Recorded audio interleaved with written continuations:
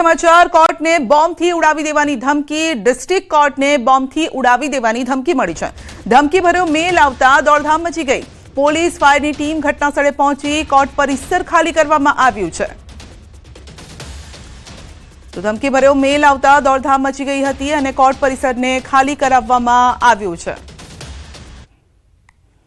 અચાનક એક મેલ ડિસ્ટ્રિક્ટ કોર્ટમાં આવેલો અને બોમ્બ મૂક્યાની મેલમાં વિગત હતી, જેના ભાગરૂપે સમગ્ર તંત્ર જાગતું થયેલું છે।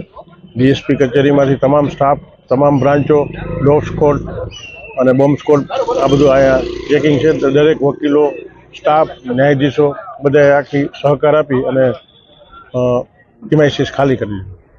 જૂનાગઢની ડિસ્ટ્રિક્ટ કોર્ટને આજે સવારે એક મેલ મળ્યો અને બોમ્બથી ઉડાવી દેવાની ધમકી મળ્યાની માહિતી હાલ પ્રાપ્ત થઈ છે અને માહિતી મળતા જ પોલીસ, ડોગ સ્કોડ, ફાયર તમામ ટીમો હાલ ઘટના સ્થળે પહોંચી છે। આપ જોઈ શકો છો કે આ કોર્ટ પરિસર છે તે ખાલી કરાવી દેવામાં આવ્યું છે। તે પોલીસની જુદી જુદી ટીમો અહીં તૈનાત કરી દેવાય છે। ડોગ સ્કોડ દ્વારા કોર્ટની અંદર છે તે સર્ચ શરૂ કરવામાં આવ્યું છે। બોમ્બ સ્કોડની ટીમ બોલાવી લેવામાં આવી છે। ડીવાયએસપી સહિતના અધિકારીઓ પણ હાલ કોર્ટ ખાતે દોડી આવ્યા છે અને તમામ જે વકીલો છે, જે અરજદારો છે, તમામ લોકોને હાલ કોર્ટની બહાર પરિસર છે તે ત્યાં ખસેડવામાં આવ્યા છે અને હાલ જે કોર્ટની આજુબાજુનો જે એરિયા છે તેને પણ હાલ બંધ કરી દેવામાં આવ્યો છે। અમર બખાઈ, ન્યૂઝ 18 ગુજરાતી, જૂનાગઢ।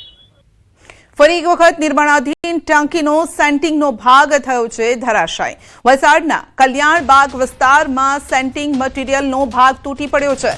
સેન્ટિંગ મટીરીયલ તૂટી પડતા અફરાતફરીનો માહોલ જોવા મળ્યો। નવી બની રહેલી પાણીની ટાંકીની કામગીરી પર સવાલ ઊભા થયા છે। તો દ્રશ્યોમાં પણ જોઈ શકાય છે કે સેન્ટિંગનો ભાગ નીચે પડ્યો હતો અને નીચે રસ્તો છે, આસપાસથી પણ લોકો પસાર થતા હોય છે, તો તેમના જીવને પણ જોખમ આવી શકે છે। 30 કરોડના આટલા બધી મોટી રકમે જો આ પાણીની ટાંકી બનાવી રહ્યા હોય તો આની ક્વોલિટી ક્યાં છે? અને તમે અવનવાર જોતા આવો છો કે અહીંના જે સ્થાનિક મજૂરો જે કામ કરે છે તે પણ સેફટીનો કોઈ ઉપયોગ કરતા નથી।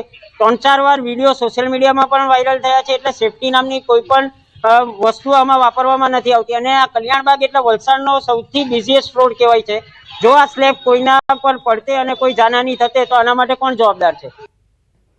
તો લોકો પણ સવાલ ઉઠાવી રહ્યા છે કે જવાબદાર કોણ? વધુ અપડેટ મેળવીશું સંવાદદાતા ભરત પાસેથી। જી ભરત, વધુ એક ટાંકી અત્યારે વિવાદમાં આવી છે।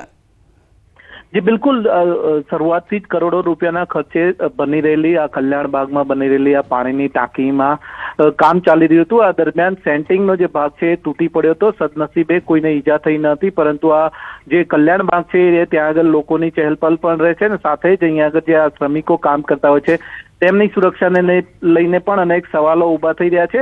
આપણે જણાવ્યું કે જે શરૂઆતથી જ આ ટાંકી છે વિવાદોનું કારણ બની હતી। જો કે આજે આ સ્લેબ ધરાશાયી થતા જ છે એ